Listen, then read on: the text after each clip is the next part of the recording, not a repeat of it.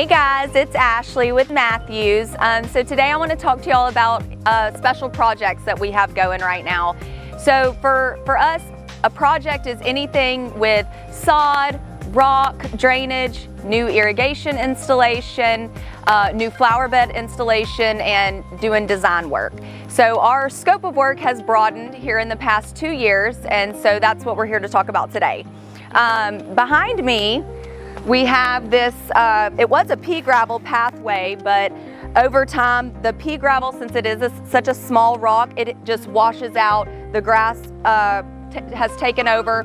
Normally when you install a rock pathway, you want to put down a barrier, like a fabric, and staple it down to prevent the weeds from growing over.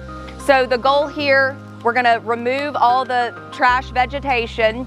We're going to lay fabric. We're going to install a metal edging to define the rock area, and then we're going to put a larger rock and then pavers on top as like a pathway to the gate. So that's what's going on here. We'll show y'all some progress pics and the final product. Thank y'all.